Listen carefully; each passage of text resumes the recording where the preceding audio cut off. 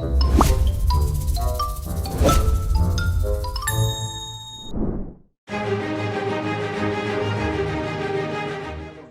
welcome to the maiden edition of Celebrity Side Gigs. I am Victor. Okay, I'll be hosting the show. A lot of people look up to you to make them laugh. Do you feel some kind of weight on your shoulders when going in for a show? Well, every show is a new challenge. Okay. Take the basic guy. Every show is a new challenge, you know, and of course you still get some form of jitters, some form of pressure, because for me, like I tell people, you're only as good as your last performance. But then by the time you get on stage, everything just falls into place. So yes, there's a little pressure because I always believe that there are people who are just seeing you for the first time, no matter how popular you think you are. And there are some people who have not seen you, but have formed an impression in their mind that you need to break. So for me, every show is a new gig and little pressure, but you'll get over it. Okay. So what is the show that really put you on the spot? Maybe you had this very important person in your audience that you basically felt, okay, I have to really be at my best performance today. What's your... Okay, I'd gone to Ghana to anchor the Ghana Music Awards. Okay. I think I'm the first Nigerian stand-up comedian to do that. Okay. And after that, Bob D just called me, that's Bashorindili Momodu, and said, I would like for you to meet the president. So we went there and Bob D said, you know, the way he introduced me, I said, wow. He said, this right here is one of the funniest human beings on the face of the earth. This right here. When he finished, I said, hey, this man has killed me today. I must deliver. You know, there's nothing as bad as somebody hyping you and you now go on stage and you mess up. But got so good. And one was able to live up to the billing. So I think I would say that in itself. But you know, I always believe that you are not dead yet. You can't say this is my most that. I've done shows in places where you are unknown. You understand that? Okay. You have to make a point. You still feel that kind of pressure, but I can remember that particular one vividly. Okay. All right. So thank you for that recollection. What was your first business? What was it that you did business-wise before you became Gbenga Adeyinka, the first popularly known, you know, or after you became popular? Can you share? The first thing I did was I worked with a construction firm as a corporate affairs executive. Okay. Then I went on to work with an advertising firm as a copywriter. But the first job I really did for myself was my children's party entertainment outfits. Back in the days, I used to wear the clown costume, paint my face. I had a lot of cartoon characters, Mickey Mouse, Minnie Mouse, Power Rangers, Barney. In fact, I still have all those in one room. I'm thinking of who to hand them over to. That was the very first business I did on my own. And it was something I really, really, really loved because I enjoyed working with children. Okay. So can you say from that experience that shaped you into looking or putting your focus into comedy? Was that in any way influential on your decision? You know, I had always done comedy, but I didn't know it was called comedy. Whilst I was in Unilag, I was in a theater troupe called Theater 15.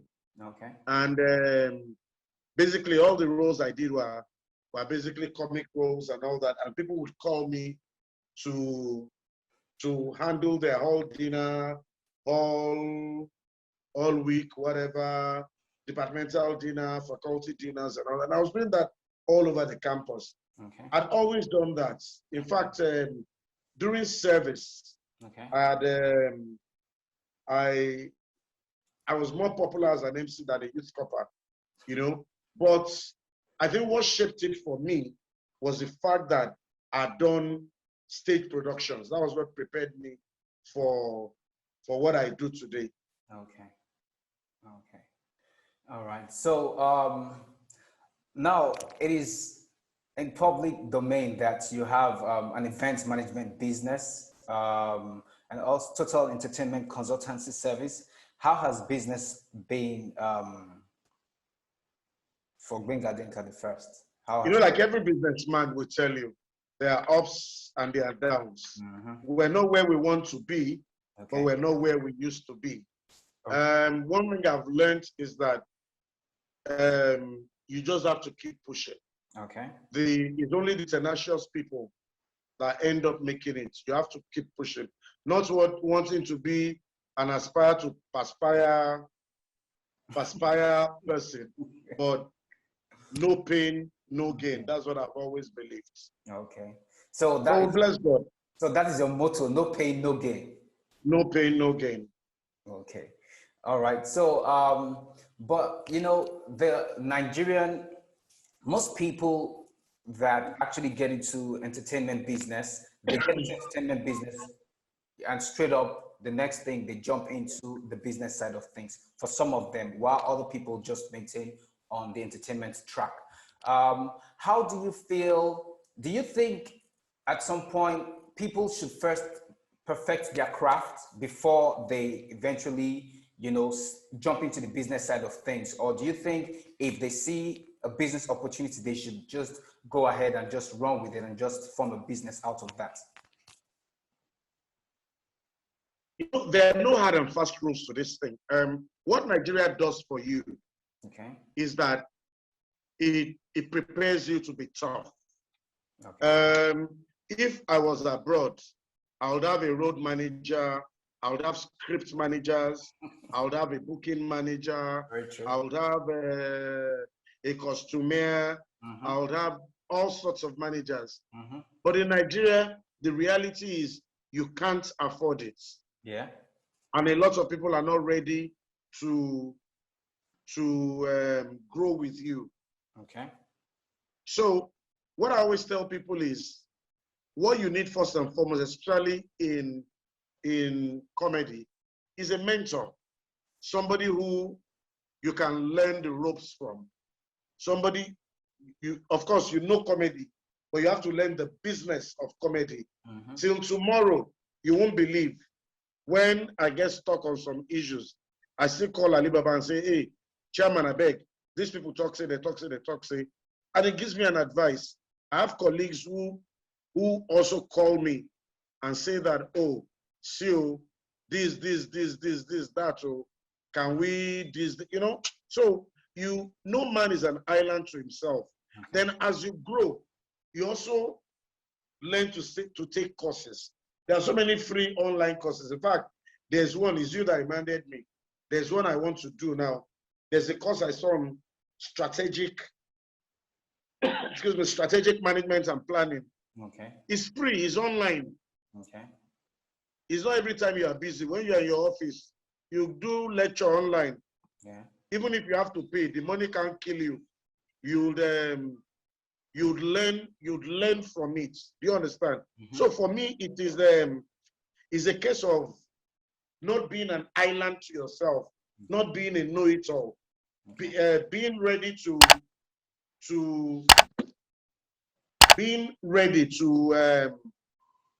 what's that word now? Stoop to conquer. Okay. Being ready to learn from those who have gone before you. Because the truth of it is that a lot of people who have gone before you have made some mistakes that you should not make if you're a normal human being. Very true. But if some people also feel that, well, their own ways of doing things is old school. Let's try the new way, and it works for them. So, like I said, there are no hard and fast rules to this thing. But my own way is to ask what I'm not sure of. When I needed to write my first official letter, I asked TA, I beg, I want to do a letter to these people. Do you have, and you'll be surprised that in our industry, nobody hides anything from anybody. People call me and say, I have a show coming up. I tell them how to write their proposals. Mm. Do you understand? Yeah. Because it doesn't hurt me. It doesn't kill me. It doesn't bite me. Do you understand? Okay. Your show is your show. I've asked people too in the past, oh, how do I develop a good proposal? Then instead of employing people, you can also subcontract what you want to do to people. There are people who write scripts. If you have a good one, tell him to write jokes for you. There are people who write proposals. Tell them to write proposals for you. There are people who do business training. Go for business training, but start with your art first. Be faithful to your art. By the time your business starts rolling it, you will know it's time for you to start learning. Okay. So we saw that during the COVID period last year, when things were really, really at its peak, you founded a food company. Can you tell us what actually inspired that decision, and what is going on in that space right now? I'd always loved multiple streams of income, you know. All my life, I'd always thought, okay, what am I going to do apart from this, because I know, I'm a realist. I know that no king reigns forever. Mm-hmm. I know that there's a time will come when the shows will not come as much as they used to come. Okay. I'd always looked for, I'd had so many ideas, but COVID was a good time for me because I had nothing doing. Mm-hmm. I was supposed to do Laugh Matters just before COVID came. I'd borrowed money from the banks. Wow. I was owing money. And I thought instead of just sitting down, nobody knows how long this thing is going to take. Mm-hmm. I have a property in Ikorodu that was just lying there. Okay. I started asking. Like I said, you can't be an island to yourself. Mm-hmm. What I wanted to do in that place first was a hotel, but I thought, who would go to a hotel during COVID? But one thing I knew people would do is they would eat. Definitely. If I could make noodles that period, if I knew how to make noodles, I'll go into noodles business. Because at that point, everybody was eating noodles. Even my dog was eating noodles. Very true. You understand? Very true. So I spoke to a friend of mine who had a bakery. Okay. He told me, do this, do that, do that, do that. I did one online course at Flour Mills. Wow. And I said, why don't I just do this? And we started. The rest, like they say, is history. Mm-hmm. We're growing slowly and gradually. When we started, we were very ambitious. We wanted to cover the whole of Lagos. And we were supplying Aja, Lekki, Ikeja, Ikorodu. We were supplying everywhere. Okay.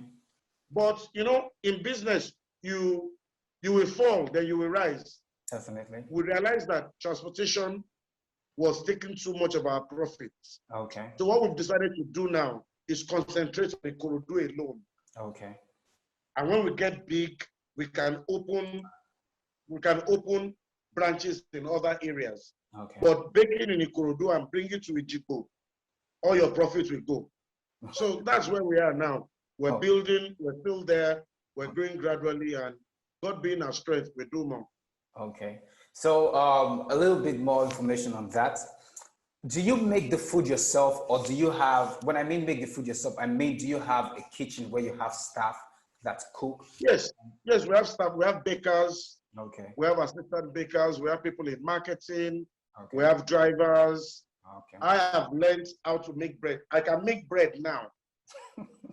But I won't lie to you, I don't have that time. Okay. During lockdown, I was always assisting the baker. We have flour, we mix the dough. It stays for 30 minutes here. Put it in, let it rise. Okay. Put it in the oven. Okay. Wait for so and so, you know. But now, if I tell you I have that time, I'm lying to you. So I have a manager there who is overseeing, and the structure is still there. Okay. So with that said, let me ask you a very important question. Seeing that you're a very busy man, all right, do you have a team, or do you have people who would look at business opportunities and make such recommendations to you as to make an investment, or you just roll with whatever comes before you? I have a team of first, I have a team that works with me on everything I do in life. Okay. I have a Laugh Matters team. In fact, George, our producer, is sitting directly opposite me now. Okay. We have a team of how many? I think 17 people. Okay. We have a team of 17 people for the concerts. Okay. For the bakery, we have like a team of 1, 2, 3, 4, 5, 6, 7, 8 people in the bakery. Okay. There's a management team I work with that advises me on investments. In fact, if you call me now and tell me you want me to do something, I'll tell you I'll get back to you. Then I'll call them, we'll look at it and all that, then I'll now get back to you. I think when you get to a stage, that is the way to go. So that you don't make, in the past, I've made a lot of mistakes in business. If you understand me, I've made a lot of mistakes I bought shares that I can't locate. I've bought land that ended up being, you understand? So as you grow, you need to listen to people. And this is what I tell younger people. You don't need to make the mistakes we have made. If anybody comes to me now and says, I tell him, do you have a team? And the first thing I ask people when they bring proposals to me or when they bring ideas to me is I tell them, okay, where's the money in this? Very true. You know, as a show business person, you have to understand that the business angle, even if you spell business, the letters are more than show. So that means that you have to be more grounded in the business than the show. The show is just the peripheral part of it. The business is the cocoa, like the bank will say. Okay. All right. So to encourage people who might be struggling, your fans, somebody who believes, has known you for years and have been fed by your jokes, but somewhere in their personal life, in their business life, they might be struggling. All right. I just want to share with you, have you had any business experience that you had difficulty with balancing, that you ended up just shutting down and just saying, okay, enough of this? Yeah. Oh, I think I've shut down like 3 businesses. Wow. I had a poultry business. I had to shut it down. Wow. Because I was not making money from it. In fact, if there's anyone out there that needs crates, I can give you the crates I have.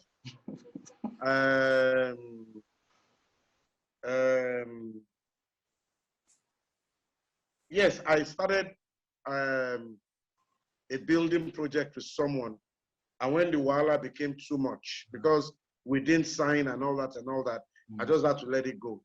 I bought, there was a time they said gold was raining, that you buy gold if you pay so. And my advice to people is, be wary of all these MMM. If you buy this in 6 months, you will get 4. Instead, beware. I've done there's one a Greek one that I did. Nothing happened. I chopped cane. Gold, I chopped cane. Diamond, I chopped cane. MMM, I chopped cane. So I've learned not to be greedy. Slow and steady wins the race. But like I always say, what does not work for Gbenga does not mean it will work for you. Okay. But look before you leap. That's my advice. Okay. So Gbenga is actually giving caution to people to be mindful of opportunities. Don't just, run at it just because it promises huge returns on investment. Be very careful. Because somebody has told you, I realized something some time ago. They say that on Facebook, somebody will say, I want to introduce you to this opportunity. Another person will come and say, wow, this is nice. I did it 3 days ago. I made $700. Another person will come, wow, amazing. Is one person who don't let them scam you. Only one person in there. Don't let them scam you of your hard And earned money. money. Very true, very true. So, listeners, you've heard Gbenga Adeyinka the first give you, advice, on investment. So let's find out if you were to pay your money to attend a fellow comedian's show, can you tell us 5 people I'm putting you on the spot now, 5 people that you will pay to get into their show? You don't depend on complimentary tickets, none of that. You will pay to go in just to watch or listen to them. I'll pay to get into all the shows of Nigerian comedians. Really? So that's more than 5. That's more than 5. Okay, he's trying to be diplomatic here.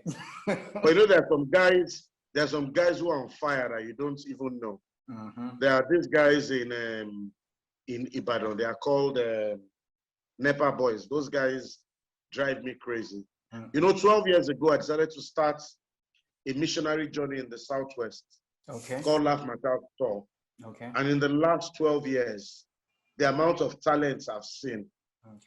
Okay. There's one guy in Abeokuta. Is it Abeokuta? His name is General Olax. That guy is amazing. There's Kenny Black. There's, so me, and I love to laugh.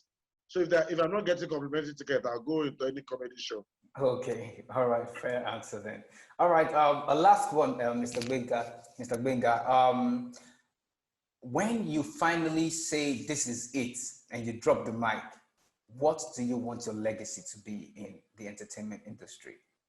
I want to be remembered as that guy who gave his all to the industry. I want to be remembered as that guy who created a platform for others to grow. I want to be remembered as that guy who came, saw, and tried his best. That's it for me. Well, thank you very much, Mr. Gbenga. Thank you so much for making our time. I really appreciate it. And thank you so much for your tenacity. Thank you so much for your focus. Every time I see your call, I feel bad. No, that, I've not answered this guy. Thank you so much. I did understand. I know you're a busy man, and I just had to stay, on you just to make sure that, it is done. And I'm grateful that, we finally did it.